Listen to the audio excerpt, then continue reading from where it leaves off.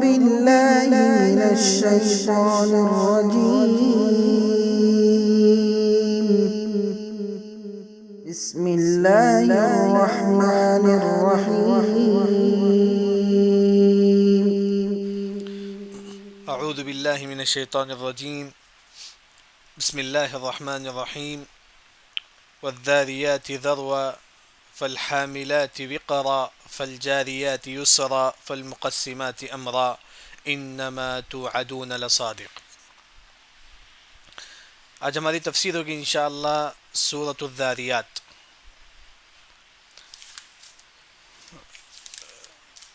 جیسا کہ سورۃ الذاریات میں 60 آیتیں ہیں،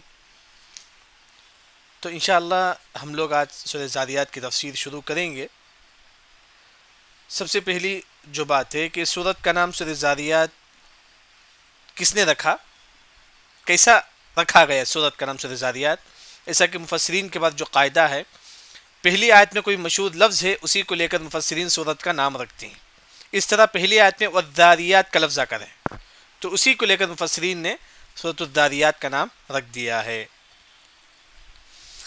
سورۃ الذاریات، ذاریات کا معنی ہوا کو بولتے ہیں، ذاریات کا معنی ہوا ہے۔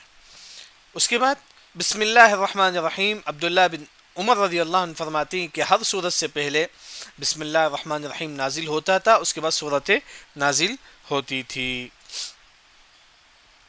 چلیے اس کے بعد ہم لوگ اس سورۃ الذاریات کی تفسیر دیکھیں گے۔ سب سے پہلی جو بات ہے کہ سورۃ الذاریات میں اللہ تعالیٰ قسم کھاتے ہیں، کئی چیزوں کی قسم کھانے کے بعد فرماتی ہیں کہ بے شک قیامت واقع ہونے والی ہے، اس میں کوئی ڈاؤٹ نہیں، قیامت بالکل حق ہے، کنفرم ہے، ضرور آنے والی ہے، اس میں کوئی ڈاؤٹ نہیں ہے۔ یہ اللہ تعالیٰ قسم کھا کے یہاں فرماتے ہیں۔ دیکھیے کس چیز کی اللہ تعالیٰ قسم کھاتے ہیں۔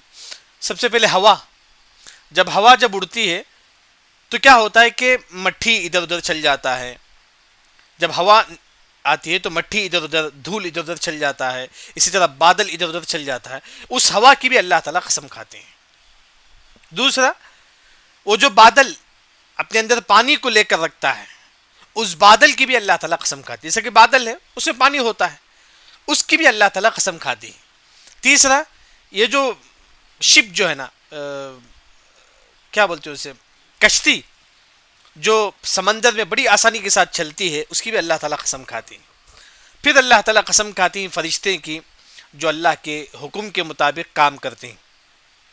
جبرائیل علیہ السلام وحی لے کر آتے ہیں، اسرافیل علیہ السلام سور پھونکتے ہیں، یعنی کہ فرشتے جو کام کرتے ہیں اللہ تعالیٰ اس کی بھی قسم کھا کے کیا فرماتے ہیں کہ بے شک قیامت واقع ہونے والی ہے، کنفرم ہے۔ دیکھیے اب تفسیر، والذاریات ذروا، والذاریات کا مطلب ہوا، جو ہوا جو بولتے ہیں اسے ہوا اس کو ذاریات بولتے ہیں عربی زبان میں۔ ذروا، جب ہوا چلتی ہے تو کہتے ہیں مٹھی ادھر ادھر، دھول جو ہے نا ادھر ادھر چل جاتا ہے۔ جب ہوا آتی ہے، ایک ہوتا ہے کہ ہوا، اس کو بولتے ہیں کہ ذاریات، جب ہوا آتی ہے تو مٹھی ادھر ادھر، دھول چل جاتا ہے، مٹھی ادھر ادھر چل جاتی ہے۔ اسی طرح بادل ہوا کی وجہ سے ادھر ادھر چل جاتی ہے، تو اس کو بولتے ہیں کہ ذروا، ہوا آنے کے بعد مٹھی ادھر ادھر چل جانا، بادل ادھر ادھر چل جانا، تو اس کو بولتے ہیں کہ ذروا، یعنی کہ اللہ تعالیٰ اس ہوا کی بھی قسم کھاتے ہیں جو ہوا آنے کے بعد چیز جو ہے نا ادھر ادھر چل جاتا ہے، دھول ادھر ادھر چل جاتا ہے، مٹی ادھر ادھر چل جاتا ہے۔ آپ دیکھیں گے ریگستان میں جب ہوا چلتی ہے تو مٹی جو ہے نا یہاں سے وہاں چل جاتی ہے ہوا کی وجہ سے، اسے بولتے ہیں کہ ذروا، ہوا کی وجہ سے مٹی ادھر ادھر چل جاتا ہے۔ اب ہوا کی وجہ سے بادل جو ہے نا ادھر ادھر چل جاتا ہے، اس کو بولتے ہیں کہ ذروا، یعنی کہ اس ہوا کی بھی اللہ تعالیٰ قسم کھاتی ہیں جو ہوا آندھی کی وجہ سے چیزیں ادھر ادھر چل جاتی ہے، مٹی ادھر ادھر چل جاتی ہے۔ اس کے بعد اللہ نے فرمایا کہ فالحاملات وقرا، حاملات، جیسا کہ ہم سنتے ہیں تو حاملات کا مطلب عربی زبان، جیسا کہ انگلش میں بولتے ہیں کہ پریگننٹ عورت کو بولتی ہیں حاملہ عورت۔ حاملات کا مطلب پریگننٹ عورت جو اپنے اندر بچے کو رکھتی ہے اپنے پیٹ میں، اسے بولتے ہیں کہ حاملہ۔ حاملہ کا معنی وہ عورت جو اپنے پیٹ میں بچے کو رکھتی ہے۔ یہاں حاملہ کا معنی ہے کہ وہ بادل جو اپنے اندر پانی کو رکھتا ہے۔ حاملہ کا مطلب یہاں فالحاملات وقرا، فالحاملات وہ بادل جس کے اندر پانی کو رکھتا ہے، جس طرح وہ عورت جو اپنے اندر بچے کو رکھتی ہے، اسی طرح وہ بادل جو اپنے اندر پانی کو رکھتی ہے، اسے بولتی ہیں کہ فالحاملات. اللہ تعالیٰ اس بادل کی بھی اللہ تعالیٰ قسم کھاتے ہیں. اب ایک عورت ہے اپنے پیٹ میں بچہ کو رکھتی ہے تو اسے کیا فیل ہوتا ہے؟ وزن فیل ہوتا ہے، ایک دم ایک دم تھوڑا وزن سخت فیل ہوتا ہے، وزن فیل ہوتا ہے نا. اس کا معنی وقرا کا معنی وہی ہے. جب بادل کے اندر پانی آتا ہے تو کیا ہوتا ہے؟ بادل وزن ہو جاتا ہے. فالحاملات وقرا، جو بادل وزن ہو جاتا ہے اس کی بھی اللہ تعالیٰ قسم کھاتے ہیں. یعنی کہ جس طرح پیٹ میں بچہ رہنے کی وجہ سے ماں کو تھوڑا وزن فیل ہوتا ہے، اسی طرح بادل کے اندر جب پانی آتا ہے تو بادل وزن ہوتا ہے. فالحاملات وقرا، وقرا مطلب وزن ہونا. کیوں؟ کب وزن ہوتا ہے؟ جب بادل کے اندر پانی آتا ہے تو بادل تھوڑا وزن ہو جاتا ہے. اس کی بھی اللہ تعالیٰ قسم کھاتے ہیں. فالحاملات، ایسے بادل جس کے اندر پانی ہو، جس کی وجہ سے وقرا، جس کو جو نا وزن فیل ہوتا ہے بادل کو، تو اس کی بھی اللہ تعالیٰ قسم کھاتے ہیں. پھر اللہ نے فرمایا کہ فالجاریات یسرا، جاریات اسے بولتے ہیں کشتی کو جب وہ پانی میں چلتی ہے. جاریات کا مطلب چلنا. جب شپ جو ہے نا پانی میں چلتا ہے وہ بھی یسرا، آسانی کے ساتھ. وقرا بوجھ، وقرا مطلب بوجھ. احسن، وقرا مطلب بوجھ. یعنی کہ جس طرح ماں کو جو ہے نا جب بچے کو اپنے پیٹ میں رکھتی ہے تو اسے بوجھ لگتا ہے، اسے وزن فیل ہوتا ہے، بوجھ لگتا ہے. اس طرح جب بادل کے اندر پانی آتا ہے تو بادل کو جو ہے نا بوجھ لگتا ہے. احسن. فالجاریات یسرا، جاریات کا مطلب کشتی، شپ جب پانی میں چلتا ہے تو کیسے چلتا ہے؟ یسرا، آسانی کے ساتھ. آپ دیکھیں گے پانی میں آپ جو ہے نا 1 روپے کا کائن ڈالو سیدھا پانی کے اندر چل جاتا ہے، جبکہ شپ جس میں 5-6 مال ہوتے ہیں. آج کل دیکھ رہے شپ نئے جو زمانے کی جو شپ ہیں جس میں بلڈنگیں ہوتی ہیں، بلکہ یہ سب ہوتا ہے، مطلب ایئرپورٹ سب ہوتا ہے، وہ بڑی آسانی کے ساتھ جو ہے نا سمندر میں چلتا ہے. وہ اللہ تعالیٰ اس کی بھی اللہ تعالیٰ قسم کھاتی ہیں. فالجاریات، ایسا کشتی جو ہے نا یسرا، بڑی آسانی کے ساتھ جو ہے نا سمندر میں چلتا ہے. اس کی بھی اللہ، اس کشتی کی بھی اللہ تعالیٰ قسم کھاتی ہیں جو آسانی کے ساتھ جو ہے نا سمندر میں چلتا ہے. یہ اللہ کے حکم کے علاوہ نہیں ہو سکتا ہے، اللہ کے حکم کے علاوہ نہیں ہو سکتا ہے. یہ بھی اللہ کی بہت بڑی نعمت ہے. اس کے بعد اللہ نے ایک اور چیز کی قسم کھاتی ہیں، فالمقسمات امرا. مقسمات کا مطلب تقسیم کرنا، مقسمات کا مطلب تقسیم کرنا. آپ کو یہ کام ہے، آپ کو یہ امرا مطلب اللہ کا حکم. یعنی کہ اللہ تعالیٰ اپنا جو حکم ہے وہ تقسیم کر دیتے ہیں. کہتے ہیں کہ جبرائیل میں جو ہے نا تم کو وحی کا کام دیتا ہوں. اے میکائیل میں تم کو جو ہے نا بارش برسانے کا کام دیتا ہوں، رحمت کا. اے اسرافیل میں تم کو سور پھونکنے کا کام دیتا ہوں. یعنی کہ اللہ تعالیٰ ہر فرشتوں کو ان کا کام دے دیتا ہے. اس کی بھی اللہ تعالیٰ قسم کھاتے ہیں. فالمقسمات امرا، اللہ کا جو حکم ہے اللہ نے اس کو تقسیم کر دیا. یعنی کہ یہاں اللہ تعالیٰ نے سب سے پہلے ایسی ہوا کی اللہ تعالیٰ قسم کھاتی ہیں جو ہوا کی وجہ سے دھول ادھر ادھر چل جاتا ہے، بادل ادھر ادھر چل جاتا ہے، اس کی بھی اللہ تعالیٰ قسم کھاتی ہیں. پھر اللہ تعالیٰ ایسے بادل کے اللہ تعالیٰ قسم کھاتی ہیں جس کے اندر پانی ہو، جس کی وجہ سے بادل جو ہے نا بوجھ ہوتا ہے، مطلب اس میں تھوڑا وزن فیل ہوتا ہے بادل. تیسرا فالجاریات یسرا، ایسی کشتی کی اللہ تعالیٰ قسم کھاتی ہیں جو بڑی آسانی کے ساتھ سمندر میں چلتا ہے. پھر اللہ تعالیٰ فالمقسمات امرا، ایسے فرشتوں کی اللہ تعالیٰ قسم کھاتی ہیں جن کو اللہ نے کام دیا ہے. اے جبرائیل تمہارا کام وہی لے کر آنا ہے، جانا ہے. اس طرح جو نا اللہ تعالیٰ ہر فرشتے کو ان کا کام دے دیا. ان تمام کے اللہ تعالیٰ قسم کھانے کے بعد کیا فرماتے ہیں؟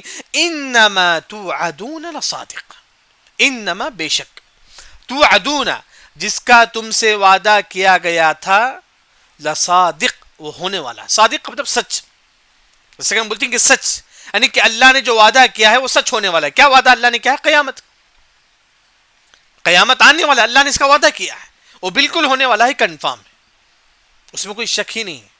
انما توعدون لصادق، اللہ نے جو، انما کا مطلب بے شک، اللہ نے جو وعدہ کیا ہے وہ وعدہ ہونے والا ہے. یعنی کہ قیامت بالکل حق ہے. کوئی بھی مسلمان قیامت کے بارے میں شک بھی نہ کر کیا قیامت ہوگا کہ نہیں. ایسا بھی شک جائز نہیں، حرام شریعت، بلکہ ایک مسلمان کو کافر بنا دیتا ہے. بلکہ 100% مجھے اور آپ کو یہ یقین ہونا چاہیے کہ قیامت حق ہے، وہ ضرور آئے گا.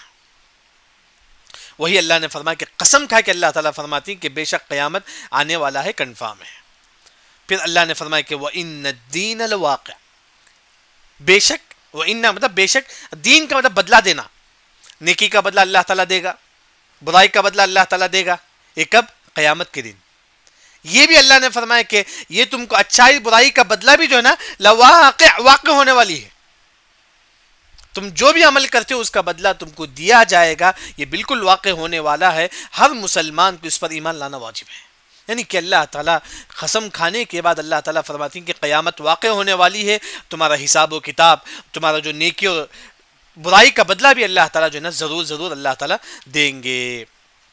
اس کے بعد اللہ تعالیٰ فرماتی ہیں کہ وَالسَّمَاءِ ذَاتِ الْحُبُكِ، والسماء آسمان، ذات والا، حبک بولتے ہیں کہ اس کا ایک جو تفسیر ہے خوبصورت، اللہ نے آسمان کو خوبصورت بنایا، ایک تفسیر، جیسا کہ سورۃ ملک میں اللہ نے کیا فرمایا؟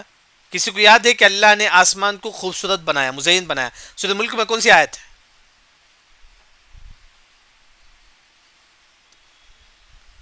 احسنت، وَلَقَدْ زَيَّنَّا السَّمَاءَ الدُّنْيَا، اللہ نے فرمایا کہ ہم نے آسمان کو خوبصورت بنایا، وہی مطلب ہے والسماء، قسم ہے، واو کا مطلب قسم ہے، آسمان کی، ذات والا، حبک، خوبصورت والا ہے آسمان، بالکل آسمان خوبصورت ہے، ایک تفسیر۔ حبک کا ایک اور جو معنی ہے وہ یہ ہے کہ راستے کو بولتے ہیں، آسمان میں کئی راستے ہیں، ستارے کا ایک راستہ ہے، چاند کا ایک راستہ ہے، اس کا ایک راستہ ہے، سورج کا ایک راستہ ہے، آسمان میں کئی چیزیں، کئی ستارے، سب کا ایک ایک راستہ ہے، اس کی بھی اللہ تعالیٰ قسم کھاتی جو ہم کو نظر نہیں آتا ہے۔ والسماء، قسم ہے آسمان کی، ذات الحبک، جو راستوں والا ہے، آسمان میں کئی قسم کے راستے ہیں، ستارے کا راستہ، چاند کا راستہ، سورج کا راستہ، اللہ تعالیٰ اس کی قسم کھاتی ہیں۔ پھر اللہ تعالیٰ قسم کھا کے اللہ تعالیٰ کیا فرماتے ہیں؟ انکم لفی قول مختلف، یعنی کہ آیت نمبر 8 میں اللہ تعالیٰ یہ فرماتی ہیں کہ یہ جو ہے نا کافر ہمارے نبی کے بارے میں اختلاف کرتے ہیں۔ کیا اختلاف کرتے ہیں؟ بعض کافروں نے کہا کہ محمد شاعر ہے، نعوذ باللہ، بعض کافروں نے کہا کہ محمد پاگل ہے، نعوذ باللہ، بعض کافروں نے کہا کہ محمد جادوگر ہے، نعوذ باللہ، یعنی کہ اس طرح کافر خود آپس میں اختلاف کرتے ہیں، بعض بولتا ہے کہ شاعر ہے، بعض بولتا ہے کہ کاہن ہے، بعض بولتا ہے کہ مجنون ہے، یعنی کہ کافر کچھ آپس میں اختلاف کرتے ہیں۔ وہی اللہ نے فرمایا کہ انکم، بے شک، کم تم، اے مشرکین، تم لفی قول، قول کا مطلب بولنا، قول میں، لفی کا مطلب میں، قول، کس قول میں؟ مختلف، اختلاف کرتے ہیں، یعنی کہ تم نبی کے بارے میں تم اختلاف کرتے ہو، بعض تم بولتے ہو کہ نبی نعوذ باللہ مجنون ہے، شاعر ہے، پاگل ہے، آپ خود کیا ہے آپس میں اختلاف کرتے ہو۔ یعنی کہ اللہ نے آسمان کی قسم کھانے کے بعد اللہ تعالیٰ فرماتے ہیں کہ جو ہے نا تم نبی کے بارے میں اختلاف کرتے ہو۔ تھوڑا مائک آف کر لیجئے۔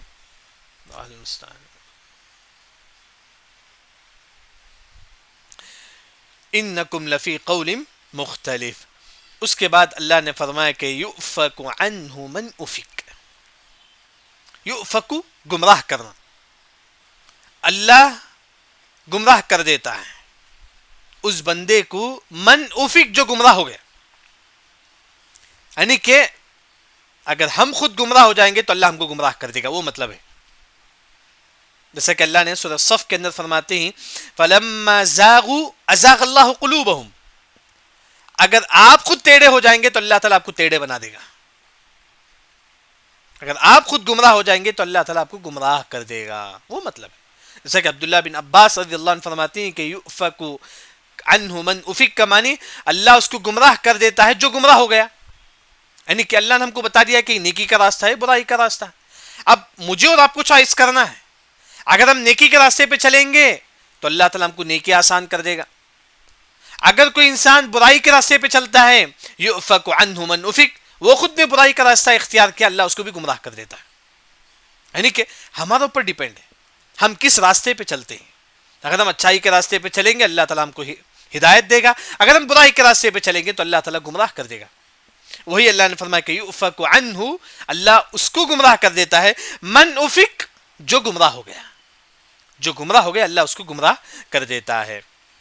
ایک اور جو عنہ، بعض مفسرین نے جیسا کہ امام ابن الجوزی رحمہ اللہ نے زاد المسیر میں تفسیر کرتے ہیں عنہ کا مطلب قرآن، دوسری جو تفسیر ہے جس کو اللہ تعالیٰ قرآن سے محروم کر دیتا ہے تو اللہ اس کو محروم اگر کوئی انسان قرآن پڑھتا نہیں ہے، سمجھنا نہیں چاہتا ہے، وہ خود نہیں چاہتا ہے، تو اللہ تعالیٰ اس کو بھی محروم کر دیتا ہے. اگر آپ خود جو ہے نا قرآن نہیں سمجھنا چاہتے ہیں تو اللہ تعالیٰ آپ کو محروم کر دیتا ہے، سمجھنے کی توفیق اللہ تعالیٰ نہیں دیتا ہے.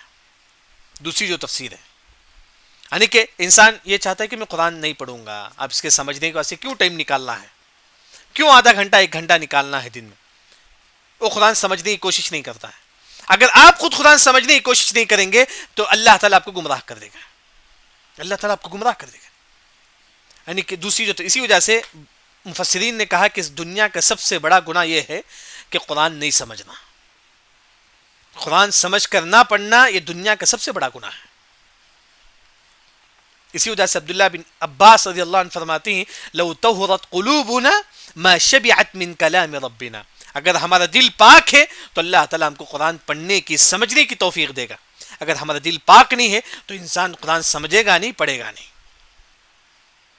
تو وہی اللہ نے یہاں فرمایا کہ دو تفسیر ہے، یؤفک عنہ من افک، انسان خود اگر برائی کے راستے پہ چلتا ہے اللہ اس کو گمراہ کر دیتا ہے.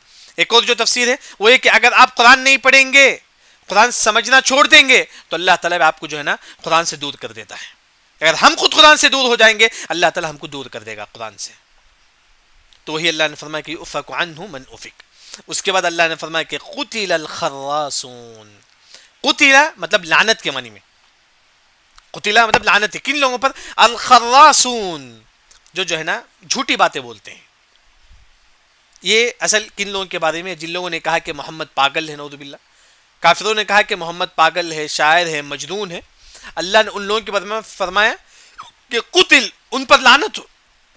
کون؟ الخراصون، جو جھوٹ بولتے ہیں، جو نبی کے بارے میں جھوٹ بولتے ہیں کہ نبی پاگل ہے کر کے، جو نبی کے بارے میں جھوٹ بولتے ہیں کہ نبی مجنون ہے کر کے، جو نبی کے بارے میں جھوٹ بولتے ہیں کہ نبی جو ہے نا شاعر ہے کر کے. اللہ نے ایسے لوگوں کے بارے میں فرمایا کہ قتل، یعنی کہ لعنت ہو ان پر جن لوگوں نے نبی پر جو ہے نا جھوٹ بولا ہے. اس کے بعد آپ دیکھیے کہ الذین هم فی غمرۃ ساہون. یہ آیت تھوڑا غور سے دیکھیے. الذین، جو، ہم تمام لوگ، فی غمرہ، تمام لوگ غمرے میں ہی، غمرے میں ہی. غمرہ امام ابن تیمیہ رحمہ اللہ نے بڑی اچھی تفسیر انہوں نے کی ہے. غمرہ بولتے ہیں کہ ڈھانپنے کو، یعنی کہ ایک چیز جو ہے نا ڈھانپنا. جس طرح سمندر کو غمرہ بولتے ہیں کیونکہ سمندر جو ہے نا اپنے اندر مچھی کو، موتی کو جو ہے نا اس کے اوپر ڈھانپ دیتا ہے، پانی کو ڈھانپ دیتا ہے. سمندر کے اندر کئی چیزیں ہیں، مچھی ہے، موتی ہے، کئی چیزیں ہیں، پھر سمندر جو ہے اس کو تمام کو جو ہے نا ڈھانپ دیتا ہے. تو یہاں اللہ نے فرمایا کہ جس کا دل دنیا کی محبت سے بھرا ہوا ہو، الذین هم فی، جس طرح پانی جو ہے نا موتی کو، مچھی کو جو ہے نا ڈھانپ دیتا ہے، اس طرح جس کا دل جو ہے نا دنیا کی محبت سے بھرا ہوا ہو، جس کے دل میں دنیا کی محبت ہو، ساہون، ایسے لوگ جو ہے نا دین سے دور ہو جائیں گے. ایسے لوگ دین سے دور ہو جائیں گے. یعنی کہ جس طرح سمندر کو اللہ نے غمرہ کہا، یعنی کہ غمرہ مطلب جو ہے نا ڈھانپنا. جس طرح سمندر جو ہے نا مچھی کو، موتی کو اپنے اندر ڈھانپ لیتی ہے، اس طرح جس کا جو دل ہے اس دل میں جو ہے نا دنیا کی محبت اگر ڈھانپ لے، بچوں کی محبت اگر ڈھانپ لے جس کے دل میں، یعنی کہ مطلب ہے کہ اس کے دل میں جو ہے نا سب سے زیادہ محبت کس سے ہے؟ دنیا سے. اس کے دل میں سب سے زیادہ محبت کس سے ہے؟ اولاد سے. اس کے دل میں سب سے زیادہ محبت کس سے؟ پیسے سے. یہ لوگ کیا ہو جائیں گے؟ ساہون ہو جائیں گے. ساہون کا مطلب دین سے دور ہو جائیں گے. ان کو کبھی توفیق نہیں ہوگا کہ قرآن پڑھنے کے لیے. دیکھیں آپ کئی لوگ جو ہے نا جن کے بعد دنیا آتا ہے وہ دین سے بھاگ جاتے ہیں. یہ دنیا کا قانون ہے. اسی وجہ سے ابو داؤد کی روایت میں آپ صلی اللہ علیہ وسلم نے فرمایا حب الدنیا و کراہیت الموت. قیامت کے قریب لوگ جو ہے نا موت کو ناپسند کریں گے، دنیا کو پسند کریں گے، دنیا سے محبت کریں. کیونکہ جتنا ہمارے دل میں دنیا کی محبت ہو اتنا ہی ہم موت سے دور بھاگیں گے. اسی وجہ سے ہر انسان جو ہے نا کبھی موت کو نہیں بھولنا چاہیے. کبھی بھی موت کو نہ بھولیں. وہ کبھی بھی کسی بھی وقت کسی بھی لمحے جو ہے نا موت آ سکتی ہے. یعنی کہ جب ہمارے دل میں دنیا کی محبت ہے انسان جو ہے نا دین کو بھول جاتا ہے. جب پیسہ آتا ہے انسان دین کو بھول جاتا ہے. وہی اللہ نے فرمایا کہ الذین هم فی غمرۃ ساہون.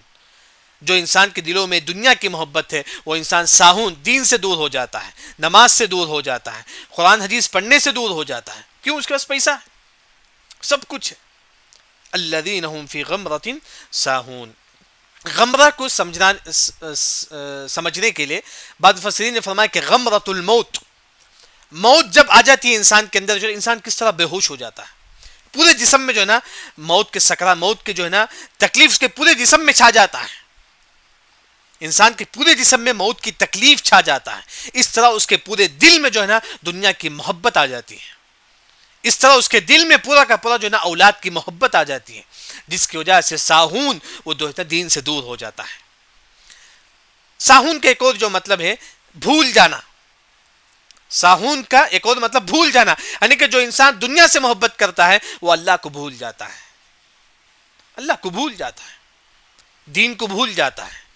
یعنی کہ وہ جو ہے ایک اور جو تفسیر، یعنی کہ الذین هم فی غمرۃ ساہون کا مطلب یہ ہے کہ انسان جتنا دنیا سے محبت کرے گا اتنا ہی وہ دین سے دور ہو جائے گا، دین سے دور ہو جائے گا.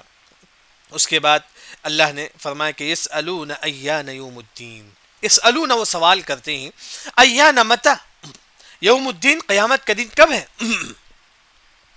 قیامت کا دن کب ہے. یعنی کہ آیت نمبر 11 میں ایک جو واقعہ جو ہے نا، یعنی کہ جس کے دل میں دنیا کی محبت ہوتی ہے وہ دین مطلب موت سے بھاگتا ہے، جس کے دل میں ایمان ہو وہ موت کے دن خوش ہوتا ہے، موت کے دن وہ خوش ہوتا ہے، موت کے وقت بھی وہ خوش ہوتا ہے. آپ دیکھیں گے سعودی عرب کے مفتی شیخ بن باز رحمہ اللہ، جب ان کی وفات ہو رہی تھی، جس دن ان کی وفات ہوئی اس دن وہ ہنسنے لگتے ہیں. ان کی بیوی کہتے ہیں کہ میں نے کبھی بھی جو ہے نا شیخ بن باز جو سعودی عرب کے مفتی تھے، جو نابینا تھے، جن کو نظر نہیں آتی، وہ کبھی بھی نہیں ہنستے تھے، لیکن موت کے وقت وہ ہنسنے لگے.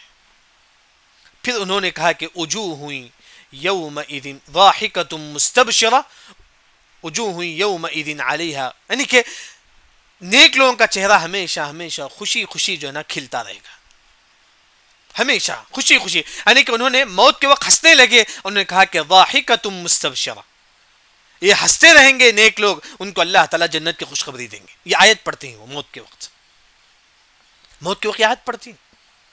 یعنی کہ انسان جو نا اگر دنیا سے اگر محبت نہیں کرے گا تو خود بخود جو نا اس کے دل میں جو نا آخرت کی محبت ہوگی. اسی وجہ سے معاذ بن جبل رضی اللہ عنہ جب ان کی روح قبض ہو رہی تھی، انہوں نے آسمان کو دیکھ کر کہتی ہیں کہ انک تعلم، یعنی کہ سکرات کی حالت میں معاذ بن جبل رضی اللہ عنہ فرماتی ہیں کہ اللہ تعالیٰ تو جانتا ہے، انی لم اکن احب الدنیا، اللہ تعالیٰ میں کبھی بھی دنیا سے محبت نہیں کیا. معاذ بن جبل فرماتی ہیں کہ اللہ تعالیٰ میں کبھی بھی دنیا سے محبت نہیں کیا.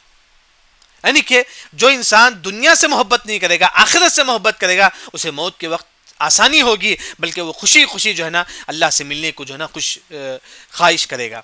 والذین هم فی غمرۃ ساہون یسألون ایان یوم الدین، وہ پوچھتے ہیں کہ قیامت کب ہے. ایان کا مطلب متا، کب، یوم الدین قیامت کا دن کب ہے. اللہ المستعان.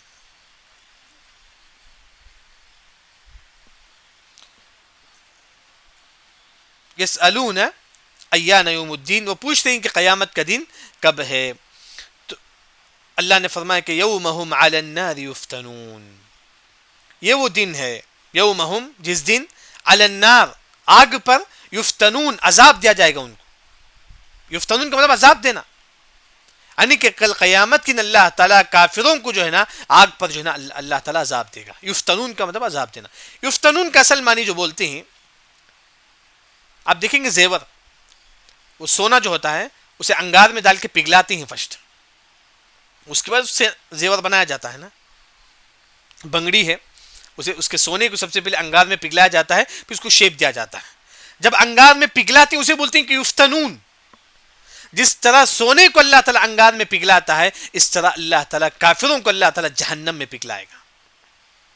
وہی اللہ نے فرمایا کہ یومہم جس دن جو ہے نا علی النار لوگوں آگ پر، یفتنون لوگوں کو جو ہے نا اللہ تعالیٰ عذاب دے گا. پھر اللہ تعالیٰ کہیں گے ذوقوا فتنتکم، ذوقوا تم چکو، فتنتکم تمہارا عذاب. دیکھیں کل اللہ تعالیٰ جو ہے نا کافروں سے کہے گا کہ چلو تم عذاب چکو. پھر اللہ تعالیٰ کیا فرمائیں گے، ھذا الذی کنتم بہ تستعجلون، یہی وہ دن ہے جس کے بارے میں تم جلدی کرتے تھے. ھذا الذی، یہی ہے وہ، کن تم جس کے بارے میں تم تستعجلون جلدی کرتے تھے. یعنی کہ کافر بولتا تھا کہ کب قیامت آئے گی. کافر ہمارے نبی کا مذاق اڑاتے تھے. اے محمد تم بولتے تھے کہ سأل سائل بعذاب واقع. کافر پوچھتے تھے کہ عذاب کب واقع ہوگی. کافر پوچھتے تھے ہمارے نبی کو. کل اللہ تعالیٰ کافروں سے کہے گا کہ ذوقوا فتنتکم, اب تم عذاب چکو. ذوقوا مطلب چکنا. اللہ تعالیٰ کہے گا کہ تم عذاب چکو. اسی عذاب کے بارے میں تم جلدی کرتے تھے دنیا میں, کب ہے عذاب, کب ہے قیامت, کب ہے قیامت کر کے. کل اللہ تعالیٰ جو نا ان لوگوں کو, کافروں کو اللہ تعالیٰ کہے گا ذوقوا فتنتکم ھذا الذی کنتم بہ تستعجلون. بلکہ الحمدللہ جو نا ہماری سورہ زاریات کی آیت نمبر 14 تک تفسیر ہو چکی ہے. بلکہ آیت نمبر اس میں کیا بتایا گیا ہے, اللہ تعالیٰ سب سے پہلے آیت نمبر 1 میں ہوا کی اللہ تعالیٰ قسم کھاتی ہیں, آیت نمبر 2 میں بادل کی اللہ تعالیٰ قسم کھاتی ہیں, آیت نمبر 3 میں اللہ تعالیٰ کشتی کی اللہ تعالیٰ قسم کھاتی ہیں, آیت نمبر 4 میں اللہ تعالیٰ ان فرشتوں کی اللہ تعالیٰ قسم کھاتی ہیں جو اللہ کے حکم سے کام کرتی ہیں.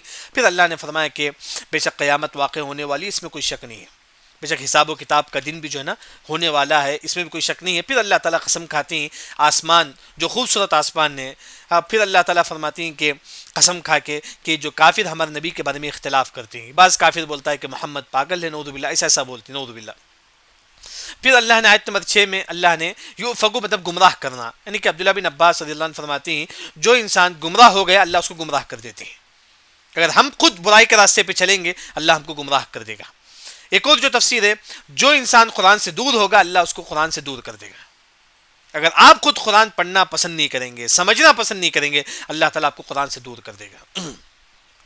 پھر اس کے بعد آیت نمبر 10 میں اللہ تعالیٰ یہ فرماتی ہیں کہ جو لوگ ہمارے نبی کے بارے میں بولتے ہیں کہ محمد پاگل ہے, نعوذ باللہ, فلاں فلاں, ان تمام لوگوں پر جو ہے نا اللہ کی لعنت ہے.